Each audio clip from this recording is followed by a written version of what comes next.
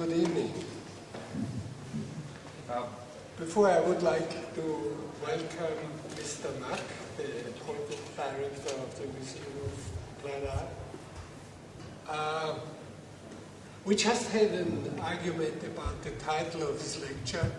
I said, this is not a very optimistic title, Architects Without Architecture.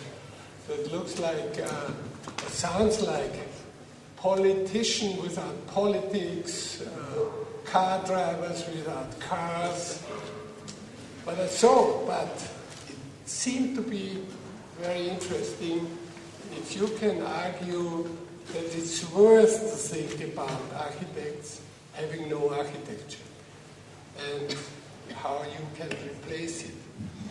To be honest, I don't want to be a museum director because I think it's a very hard job nowadays, especially because some of the artists don't like to be in a museum. Maybe nowadays it's better, but when we were young, we refused to be in a museum because museums were kind of storage machines of history. And I wrote an article or a statement about museums 10 years ago. It's concerned to your museum, and it's called Mack o Muerte, means Museum of Applied Art oder Sterben.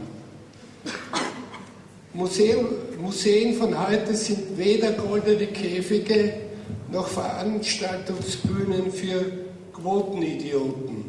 Sie sind vielmehr unerschöpfliche Gebäude einer Kultur, die den Albtraum einer slatkoisierten Welt nicht Realität werden lässt. Die Gesellschaft, and this was the discussion we had 10 minutes ago, die Gesellschaft und daher die Politik hat die Aufgabe, Unentdecktes, Unerforschtes, Fremdes und Minderheiten zu schützen. Also, die Politik hat die Museen zu unterstützen, die sich nicht als Show-Einlage für die Express Yourself Society, sondern als ästhetische Forschungszentren einer zukünftigen Gesellschaftsform verstehen. Und dann Mack o Muerte, es gibt keine Alternative. Mr. Thun-Hohenstein has a very long biography. I'll make it very short.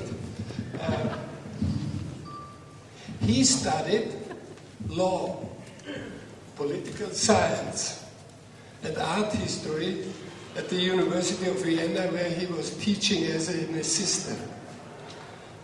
Then he worked for the Austrian Foreign Ministry, so he became a diplomat, which I think is very important for being a director and being diplomatic as well. Then, and this I think is a very important step in your life, in my point of view, you became the director of the Cultural Forum, Austrian Cultural Forum in New York, where you opened the famous building of our friend Raymond Abraham.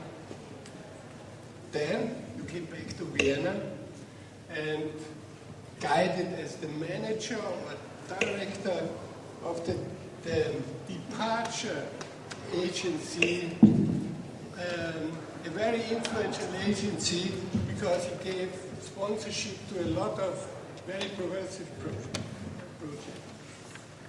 And then, and now, you are the director of our neighbor museum, the Mack. I would like to, on behalf of the Institute of Architecture, I would like to welcome Mr. Thun-Hohenstein. It's your floor.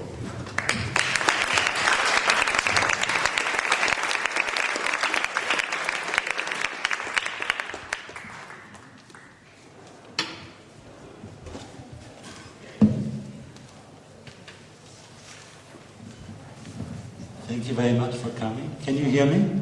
Yes. Good. You know, Wolf Briggs, that's what they always say. They don't want to become museum directors, but in reality, they are longing for it. We'll discuss about this later. Right? I have bad news and good news for you, and I guess most of you have to do with architecture, studying architecture, being practicing architects, or writing about architecture, curating architecture shows, etc.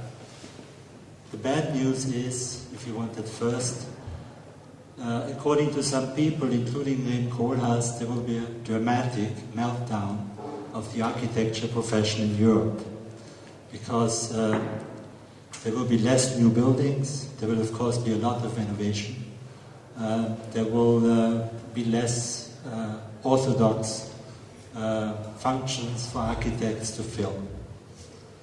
Of course, a lot is going to be built in China and in other parts of the world, maybe also Brasilia, etc. Brazil, but it's only the blue chip architects of other regions that will get the jobs done for the most prestigious projects, and the rest is more or less people, architects nearer to the region, living in that region. That's very logical. The good news is it doesn't have to be like that, because we have to work into the right direction in the future, and this is what I'm going to discuss with you tonight after making a trip to New York with you, coming back to Vienna, outlining a little bit what I did at Departure and what Departure did for architecture, and also telling you about my plans for the MAC in the future. I'm bound to disappoint you on at least 3 accounts. The first one being, I won't show any images. And I was told that you had lectures by eminent architects, I won't mention any names here, that lasted 2.5 hours or longer. I will also disappoint you because you probably, most of you have more architecture expertise than I have, and I try to turn this disadvantage into a holistic advantage to tell you my view about architecture. I don't have to construct buildings actually and plan them. And there is another point. There are no miracle solutions. We have to work hard for the right solutions. Having said that, I propose that we move to New York. I came there in 1999. The Austrian Cultural Forum was under construction. It has 24 floors. It was, I think they arrived at the 7th floor at the time when I came.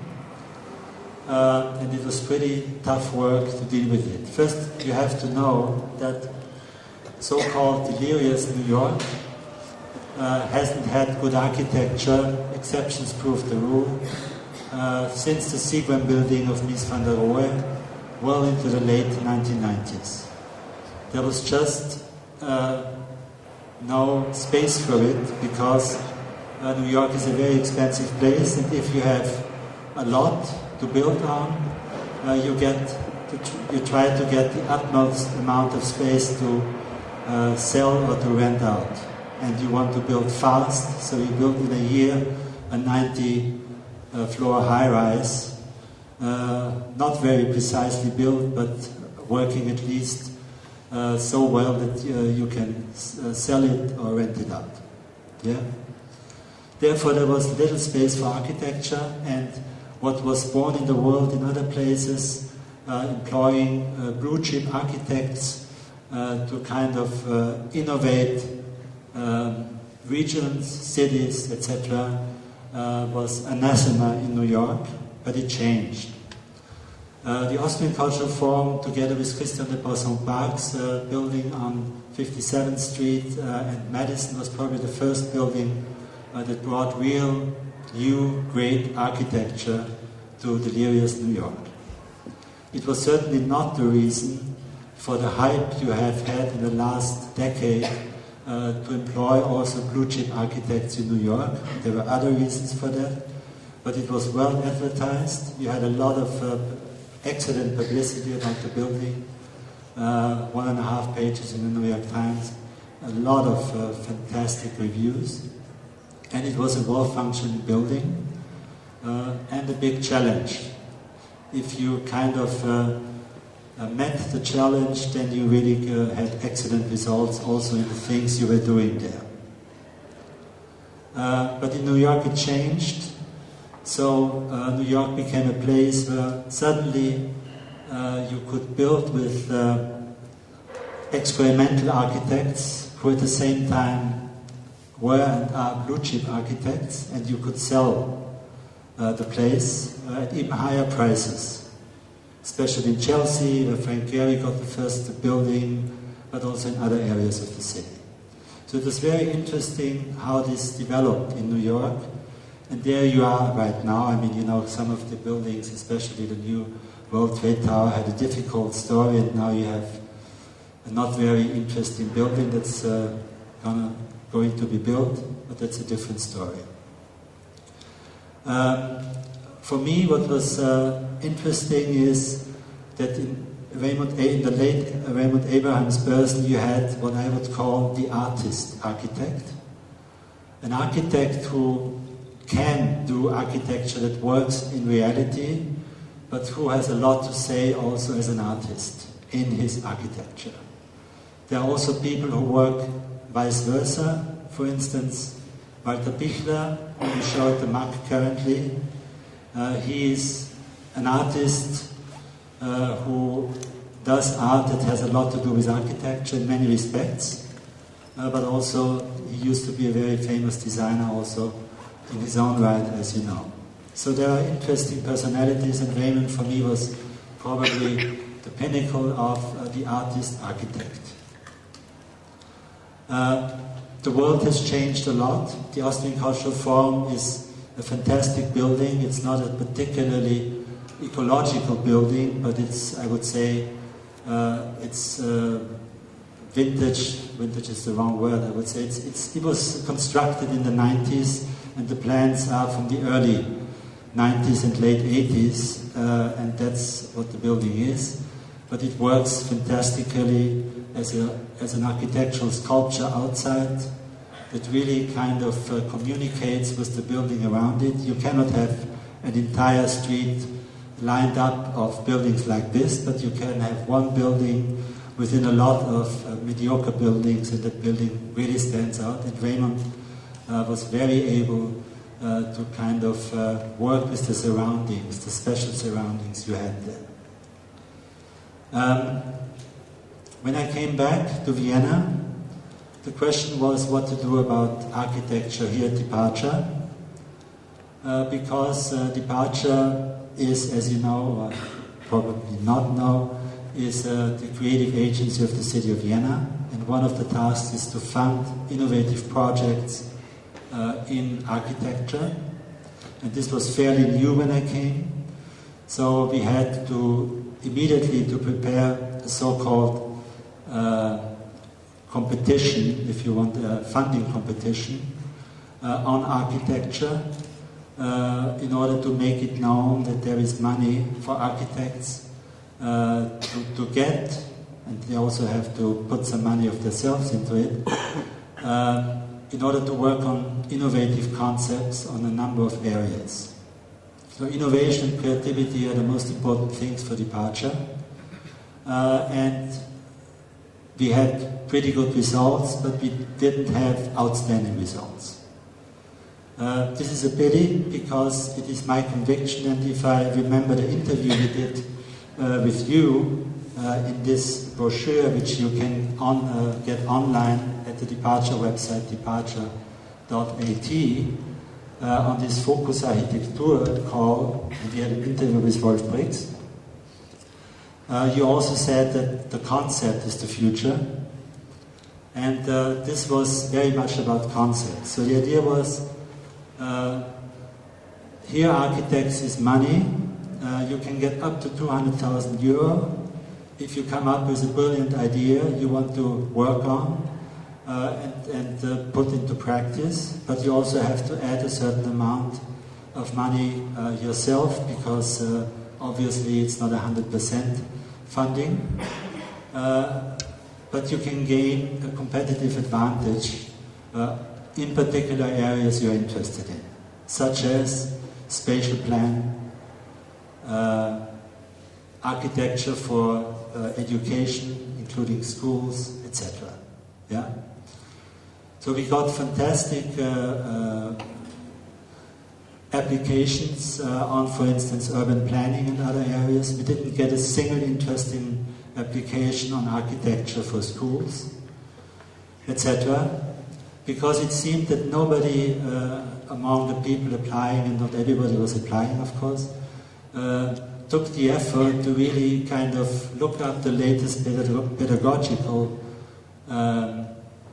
let's say, reasoning about how school works, that the so-called classroom of this size, more or less, not so high, is outmoded, outdated. But nobody took the effort to really Google this at least. And this is a little bit disappointing, I think, because, and I'm not talking about schools in Vienna, it was really about kind of raising your profile, that you are very good at this, and trying to sell it to whoever think would be interested, also in the surrounding countries. The same for the spatial plan. We talked about laws a lot, very controversially. I said, we said in this paper, laws needs an update in the 21st century, so the Raumplan is very important. You want to make use of your apartment in different ways, in different constellations, going beyond the core family, maybe having nothing to do with the core family, and so on. But this was also not really being of interest, it seemed, to those applying. So for me it was a little bit disappointing, in spite of the projects that got funding that were excellent, but some of them are very theoretical, urban planning views, etc., but not really that on the issues I mentioned before. Okay, so I said we have to continue to work very hard on this, and this is actually what I'm trying to do right now. Architecture has to invent itself in many ways, because I think architects have to create their clients. That is very important these days. I will mention, for instance, the so-called Baugruppen. I don't know what the English translation would be. Building communities, construction communities, something like this. This is a phenomenon in Germany especially, less so in Austria. And it's really about, for instance, in dwelling, an architect identifying a lot where something could be built, trying to get in his the people he knows, and among the group of the people he knows, other people who want to buy an apartment in the future, apartment house, for instance.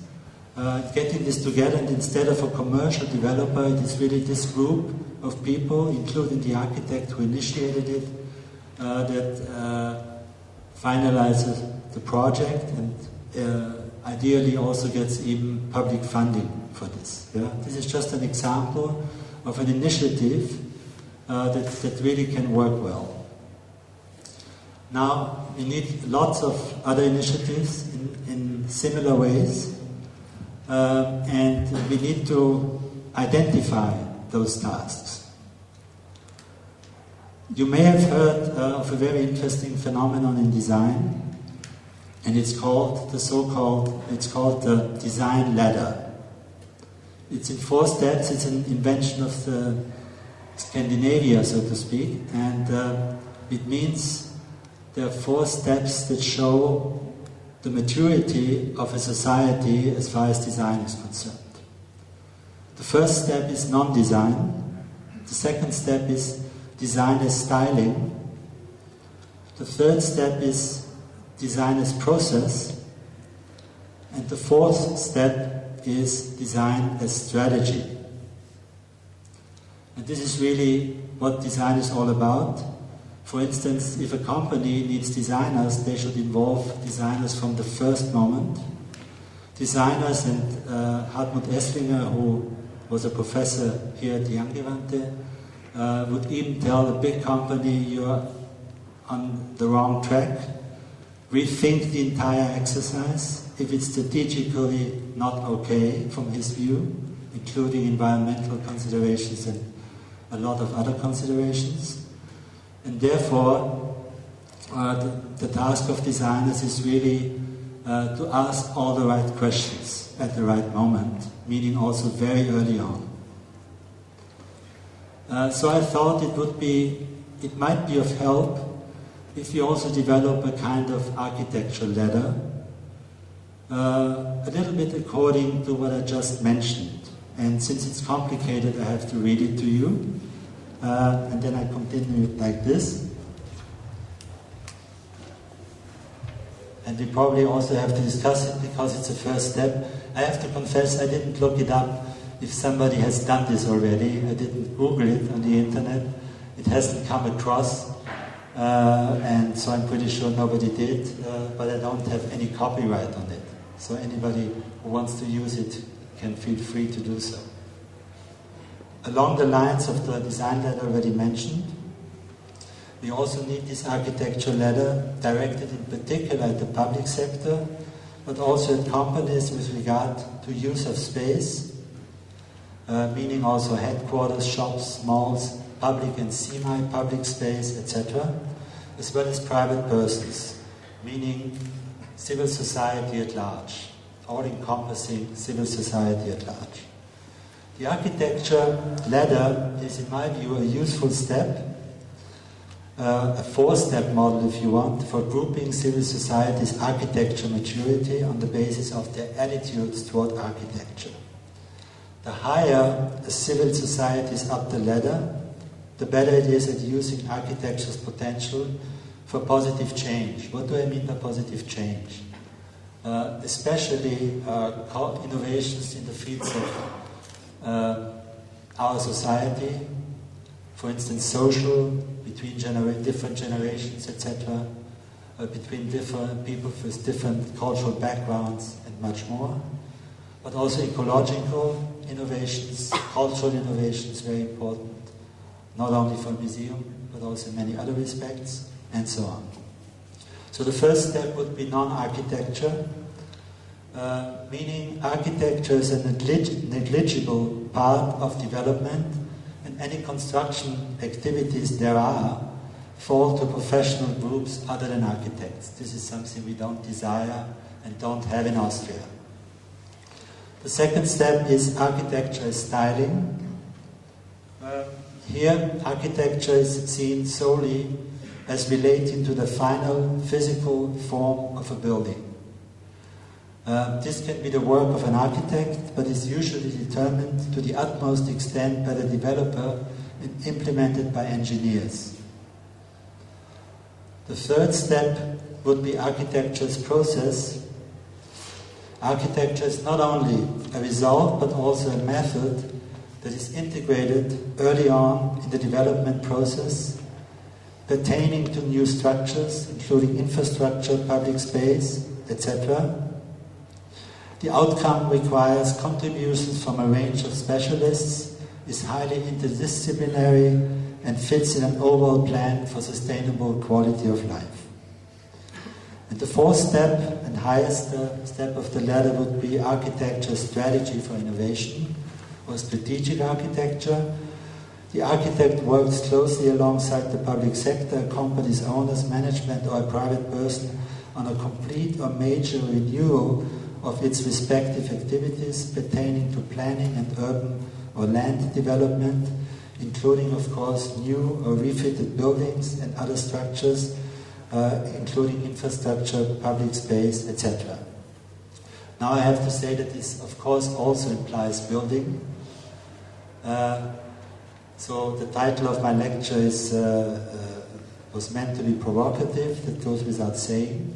And I also have to add that the last two steps can be considered top-down, but also at least to a certain amount, if not much more important, bottom-up. And by bottom-up, I really mean taking the initiative, finding the appropriate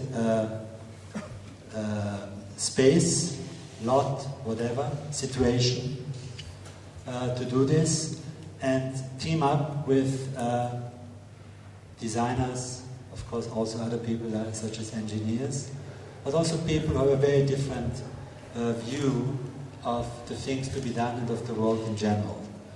Now don't mix up designers and architects. I know that especially in this city, architects have done a lot of design. It's always very difficult to sell to designers that another job involving design is done by an architect. This is, so to speak, this is the follow-up of the Gesamtkunstwerk we have here, as seen from an architectural perspective. They want to do it all. But there are also other possibilities for total work of art, as we can see, employing also people from other disciplines in an overall concept for a project. But the important thing is really that designers take a totally different view. Designers of the 21st century take a totally different view at topics than architects do. Architects, I think, have the advantage that they, from their perspective and their knowledge in building, can have a very holistic view rather than a totalistic view. This is very important, I think. But they also should allow for room for other brilliant minds of other disciplines to be part of it, because it really helps the entire project. Now, we shouldn't always think about the big cities in the world, the big cultural cities in the world, and I include Vienna here, provoking the protest of Wolf Breaks, but we discussed about this afterwards, right? But we should also think about the possibilities in smaller cities, in smaller communities, municipalities, etc. Because the problem is, and you can look at many places in Austria, there's really a drain away from these places because they don't have innovation. They're quite the contrary of innovation. They don't lure people into staying, especially younger generations. And therefore, it's really something, a downhill race, so to speak. And it's very sad in many respects. And I think architects really should look around, maybe also team up early on with other disciplines and say, what can we do with this place? Yesterday we had a discussion about Innsbruck and the new public space they did at the center there, and I think it's what I read, I haven't seen it in person, it's remarkable what has been done there. And it just shows you, and you have their architecture standing there, that is not easy to, I don't know, to take. But it's really, that public space really shows how you can do it. And there are many other instances. So what I recommend is, it's not only about participating in competitions where in 90% of the cases you don't get the job. It's okay to do some of them, but also to devote some of your energy into looking around and to just imagine situations, spaces, somewhere that give you enough material in terms of innovation to make a proposal. You once said that architecture is not about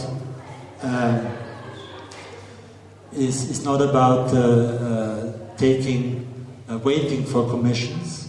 It's about making statements. I would go one step further. I think architecture today, and especially given the risk of a meltdown of the profession, is really about going out there and taking the initiative in addition to statements. Statements about the public situation, about politics, about daily life on the part of architects are very important, I agree. But I think for the profession to survive in the same numbers we have now, we really have to take one or two steps further. That's very important. And you cannot start early enough to do it. Therefore, a museum such as the MAC is certainly an institution that would accompany you and would try to help as much as possible. You said, I think in that interview, that architecture cannot promote anything, but it can prevent a lot. And on this point I would disagree, because I think, yeah, you probably didn't... Okay, good. It's different in German. Yeah? Okay. It's too easy. What you said is too easy. Wir discuss about this afterwards. Yeah? Architektur kann nichts fördern, sie kann aber viel verhindern, I think is the quote in German, if I remember it correctly. I can look it up. But I think you really have to be initiative, to take the initiative and do something. Now coming back to the MAC. What is the MAC going to do in architecture? First of all, my first step was really to have, when we had our 14 rounds of discussion on all the areas of activity of the MAC, called MAP, Memory and Progress. Memory about the past of the museum, progress about the future. Progress is very ambiguous, as we know, but it's meant to be ambiguous. So when I initiated this rounds of discussion, we of course also had one round of discussion on architecture, involving people such as Dietmar Steiner, Christian Grün from the Technical University, and others also from the part of the architects. We had representatives, Marie-Therese Hanum-Kur, Jakob Dunkel, and also Matthias Böckel made very substantial statements. It was interesting to see what the expectations are. One of the opinions was the MAC really has to be a space for experiment in architecture. This, I think, has to continue. I agree. There were other opinions. There were also a kind of division of labor between, for instance, the Architectural Center and the MAC. Not everybody can collect everything, that's for sure. The question is, what do you collect in architecture anyway? But there are ways to do that. So each of the institutions should have some focus, and it should kind of be really a division of labor and not a duplication of labor. But then we also understand ourselves as a lab. What does that mean? How can a museum be a lab? For me, a museum is not only about things past, it's also about making things of the past relevant as much as possible to the future, to future generations. And if you do that, you already have one step in the future, and it's therefore also natural that you deal with lots of other things that come up in that context, because if the disciplines have to be a future, and the museum has to kind of reflect parts of that, the museum should also be active in developing this future. That's at least my point of view. I'm also always in favor of a very active museum. And this is also the reason why we will organize in 2014 the first European Triennial for Change, involving architecture as well as design, contemporary art, and even fashion, and look at all the innovations that can come from these disciplines for positive further development of our society. You know that the major task of design today is to make a better society. I would also say it's very important for architecture to have architects who are experimental and at the same time have a social political conscience and work actively on change, for positive change, and at the same time, of course, do great architecture. The things have to go hand in hand. If you have ecological architecture that's boring, it's boring. The same goes for social innovative architecture. If it's bad architecture, it's boring. Yeah? So you need all the elements, and that I think is the task. We, for instance, determined that we will introduce a Schindler Award for Art and Architecture to be awarded the first time next year in LA. And it will really be about these people, experimental architects, with a social, political conscience, with the effort to work towards positive change with excellent architecture. That's what it's all about, and I think we will not be short of candidates when we have the jury sitting on the first, to hand out the first award, because there's a lot going on in the world. There are lots of projects. Blue chip architects are very important because they raise the profile of architecture in the minds of many, many people, much more people than those who are usually interested in architecture. Buildings, iconic buildings of the last decade are very important also for to make the potential of architecture known. But at the same time, we should also look at those initiatives at a small scale who bring about big change. One of my favorite architecture exhibitions I saw at MoMA a couple of years ago was curated by Andres Lepik, who is going to be the head of the Architecture Museum in Munich, starting in October. It was called Small Scale Big Change, and it really showed the best buildings worldwide that dealt with architects going into communities, dealing in fantastic, innovative ways with the situations they were confronted with, proposing solutions that didn't cost that much money and changed a lot to the people living there. So this is the one extreme. I know that architects also always have to earn money, so it doesn't always have to be a small job. There are many possibilities in between. And then of course you have the blue chip architects, and probably the most efficient one is Norman Foster, because he delivers green efficiency at the state-of-the-art level to his clients. And that is why he's so popular. That is also why you could criticize him, but companies love it, and many public institutions love it too.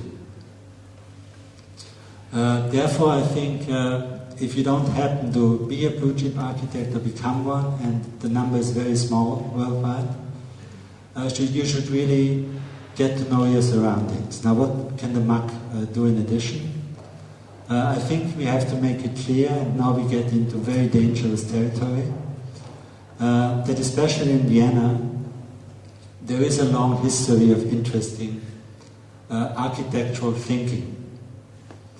When we will open our new permanent installation on Viennese modernism, so-called Vienna 1900, it will actually be about Vienna 1880 through 1938. And it also shows that there were different stages of the world. There was a world war in between. And so the world looked quite different after World War I than it looked before. We also have to show that Vienna 1900 developed several ways into modernity, ways that were totally different from each other, ambiguous ways, but I think ways that we have to retain of a lot still in our age. One way was the way of the secessionists and Joseph Hoffmann, and here I quote Christian Wittering. They really tried to put new forms and shapes on old content. And then you had another way, very ambiguous in itself, contradictory, but nevertheless interesting, Adolf Loos, who was looking at new content, and therefore for a new human being. And I think I'm not in favor of one or the other, and there are some people who say the most important theoretical architect, whatever that means, of the 20th century was Josef Frank, who could also be regarded in some ways as a synthesis between the two, leaning more towards Loos than towards Hoffman probably. But what is important is that this search for a new human being is very close to what we need today. The conditions are different, of course. We have the digital age. We are approaching the Web 3.0, which means the computer will do a lot of intelligent work. There you have artificial intelligence in the real world. But there are also rooms for maneuver. And therefore, we have to work for it. We are currently also in a world where even the experts don't know what's going on in the financial and economic worlds anymore. It's therefore very important for us, and I include architects in this, to look at ways and means to provide literacy to normal people, meaning they should be enabled to find their way through life. That can include financial literacy, meaning at least understanding so much about finance that you don't waste your money, or dump your money somewhere. But many other things, economic literacy, cultural literacy, much more. And it's also about agency. Agency means individuelle Handlungsfähigkeit. To kind of develop space of maneuver for agency. So these are very important things to work on, also from creative sides, involving also architects, designers, contemporary artists, even intelligent fashion designers. By intelligent, I mean the fashion, not the designers. They're intelligent all the time, but there's intelligent fashion, which means the fashion itself works on your body. It does all sorts of functions, etc. Therefore, what you can see is we have arrived at a stage where we really have to enable the development of this new kind of human being. It sounds a little bit pathetic, I agree, but nobody would have told us 10 years ago that we would be in such dire shape as we are now in the financial world. Nobody could think of it. Yeah? And therefore, I told this a lot of times, we are in a creative society. We need all the creativity there is, human creativity, to work on solutions. The computer can be great, very helpful as an assistant, but we also have to make sure that we keep a broad horizon, that we widen our horizon, and that we keep working on it, because the computer is working on closing our horizon, as you know. And therefore, creativity needs a much more important role in society, in our creative society. We at the MAC will work towards it, not only by organizing the European Triennial on Change, and we will have a great curatorial team for the Triennial, which I can't tell you right now because we are going to present it only in probably 9 months or so. But it's important to work in the right direction. And at the MAC we also think that interdisciplinarity, which I call also intercreativity, as much as it is between creative fields, has a key role to play. Now again, you have a parallel here to Vienna 1900, which was really also compelled to its fantastic results by intercreativity, meaning you had this exchange between fantastic people of different disciplines, including literature, including music. We talked about Schoenberg before, and so on. This was a great part in what Viennese modernism was all about. Now I agree that there are other strains of modernism, It's not only Viennese, we talked about Le Corbusier and others, that's very important too. Different influences, different conclusions we can draw from that. It has influenced the history of architecture in the 20th century to a large extent, as we know, and rightly so. But there is still a lot to detect in Viennese modernism, and I think the work hasn't been done properly yet. As you know, Vienna modernism didn't play a role at all in this city before the 1960s, and then America developed with a couple of academics, very important academics, Vienna 1900. Karl Schorsky started with his book in 1961. Other books came, and suddenly the entire world opened, and in Vienna it was in 1985 for the first time with the exhibition Traum und Wirklichkeit. And still, I think we haven't done our homework here. The homework has been done mostly by science academics from other regions and in other regions. For me at the MAC, it is of utmost importance to really look at Vienna modernism amongst other things from the point of relevance for today. To what extent are the problems that were addressed still our problems, even in a different age?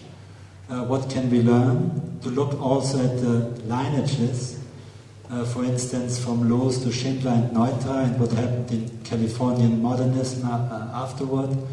From Loos to Rudowski, for instance, with his holistic approach, also to look for a new human, so to speak, and many other positions, and of course also to look at what Hoffmann inspired. For instance, David Adjaye, whom I heard talk in Miami very recently at Art Basel and Design Miami, he said that Hoffmann is very, very important for him. And so there are interesting kind of tracings beyond history, and what has to be done here in Vienna is really to look at the ways to modernity that have been developed here in Vienna, with all their intercreative and interdisciplinary interlinkages. The MAC will also look beyond Europe, of course, and beyond Vienna, that's very clear. In a year from now, we will do an exhibition with the title, I'm not sure it's the final title, Learning from Asia, Experimental Architecture in Japan, China, South Korea, and Singapore. And the idea is not to do this exhibition about world-class architects from everywhere, including those present, working in those countries. The idea is rather to look at domestic or regional architects doing outstanding projects, and we will also revive an old tradition of the MAC, namely to establish a system of correspondence, which was a founding idea of the MAC. So we will look for people in those countries who can tell us their view about the most interesting contemporary projects in architecture in those countries, excluding the blue chip projects, and then we will ask our curatorial team, which will be an artist trained in architecture and doing excellent art, and also editing a journal on architecture, and an architecture curator. This is the curatorial team. They will then kind of look at these projects and select the most interesting ones for the exhibition. Why is the MAC going to do that? Because the MAC has had an Asia collection for a long time, as you know. Asia is a very important part of the heritage of the MAC, and this should be the case in different centuries. So we look at Europe, Asia in the 18th century, as we look also at some of the relationships in the 21st century. Another thing I should talk about is the cooperation with the Angewandte, which we are going to present very soon, so I can't say everything right now. But the important thing is to know that the MAC should give visibility to some of the most interesting, not everybody because we don't have enough space, generations of designers and architects who studied in the past at the Angewandte here. So this will be selected as a joint curatorial decision by both institutions. And the one selected will then get a single person or single team, if it's team exhibitions at the MAC. Of course not in the biggest space, but nevertheless it's a museum visibility, and I think it's really good. What is equally important is that we get politicians, but also people from the economy, especially here in Austria, in our institutions to talk, especially to students, about the problems that students will be facing when entering the real world. This is not done enough, I think, and we will do this together. And I think both sides can learn from such encounters. And then it goes without saying, since both institutions bring very important people to Vienna, we also should exchange our plans and see which people could be used in the respective other institution at the same time when they come. So when we bring Elisabeth Diller in spring, we should at least talk to the Angewandte. Is there a possibility also, if she has time of course, to do something here at the Angewandte? But I also would really urge you to come, especially the students, to come to our lecture programs. It's great, this one is great too. Ours is free too now, because we don't charge any admission on Tuesday evening. And so I hope you come when people such as Elisabeth Dill and many others will come on Tuesday evenings to talk in our auditorium. But this is also something we can do together with the MAC, with the Angewandte. Then another thing I would like to mention is that going way beyond architecture, and this I think, and here you would agree, when we talk about Loos, Hoffmann, Frank, and so, it's really not only about architecture. If it's confined to that, it would be less impressive, but there is much more involved. So this will be exhibitions, for instance, the antagonists Loos and Hoffmann, that are as much about architecture as about design and art and many other things. And only in such an interdisciplinary way you can do justice to those figures. I think that's very important to understand, especially also with Hoffmann, who was such a great designer and in his own right, furniture, whatever. And then, of course, we will also have our own lab programs. And when I say lab, we would like to develop new ways to produce things together with industry. And if I say produce, it's really, and this will be part of the triennial also, it's really about, it's not about commissioning an architect or an artist to do a project for the triennale, it's also, in the case of designers, but maybe also architects, to commission a selected architect together with a selected company to carry out the project that will be shown then at the Triennale. That's very important, especially for design, and we are having an ongoing discussion at the MAC about the space for experiment. There is space for experiment, but the MAC has also been founded as a museum for art and industry, so it's a natural for the MAC also to reach out to industry, to the economy. Industry is not a good word anymore in our digital age, to the economy at large, to find interesting companies. And we all have to work on this. Now coming almost to the end, what I would like to propose is that you join us, the MAC, in our search to find new ways and means to make beneficial use of architects in our new world, not forgetting about the past, of course, but also confronting the future, a future that really asks for new models for life, and it's not only about the ecology, as we know. And we would like to work also with you as a lab. And it's very important also, and this might seem as a small remark, but very important for me. It's important that your views also reach the MAC. So I asked Gerald Bast that we work on a students' committee as an advisory committee of the MAC.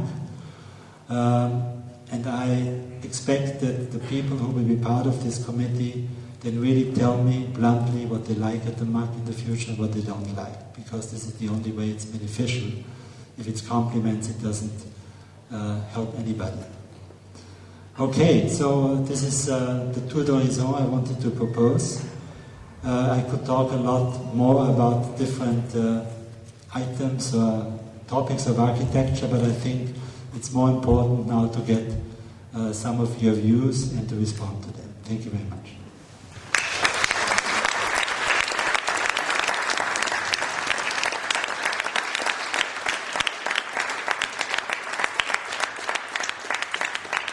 Mr. Mark, it was a great lecture. Very interesting, very promoting. I like the PR for the MAC very much at the very end.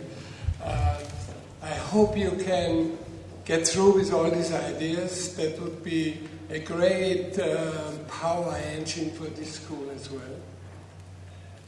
I'm sure that this 19th century modern Viennese movement will be a great success in this upcoming conservative world.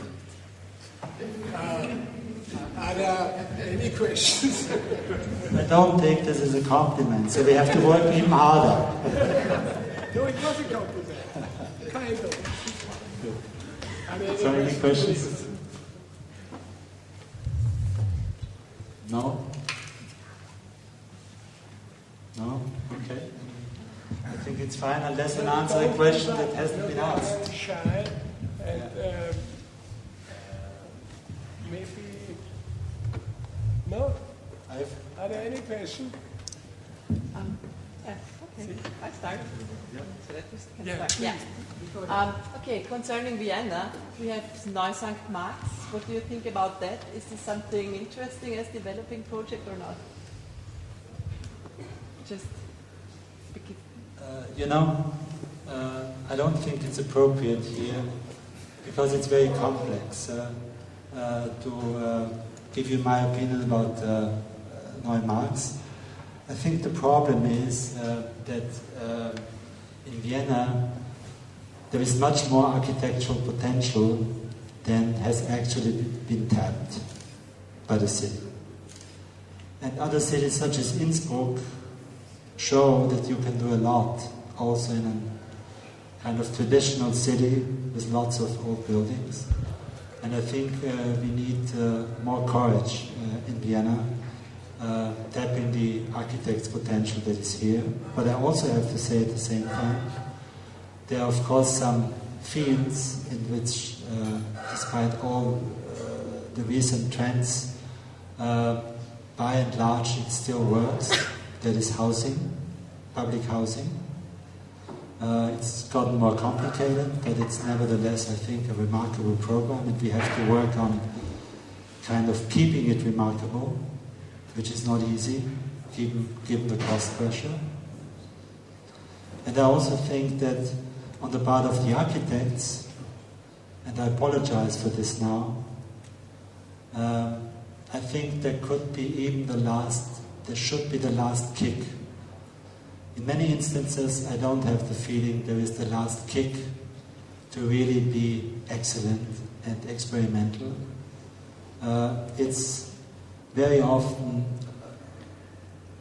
eine gemütliche Experimentierfreude.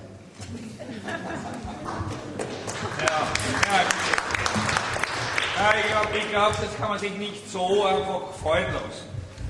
Na wirklich, wenn man da so 50 Jahre Arbeit in dem Architektur gesehen und die wirklich einsetzt von Day and Night und dann man ist nicht voll dabei oder irgendwas, also muss ich, Entschuldigung. Wirklich, stimmt nicht. Ich fühle mich wirklich betroffen. No, Ehrlich, ich fühle mich betroffen.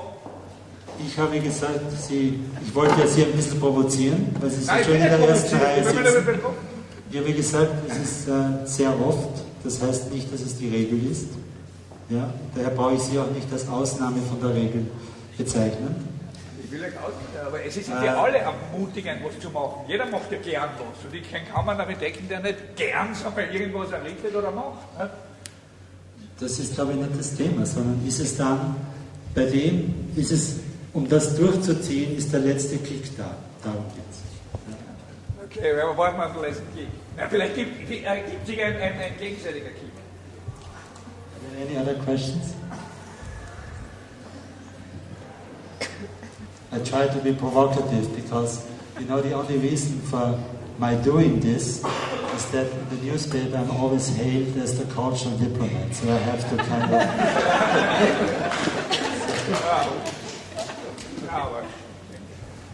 Any other questions? Okay, so thanks very much for your attention without any images. I hope you're at the end not disappointed. And I hope really to see you at the MAC and to work with you towards a new future for architecture. Thank you.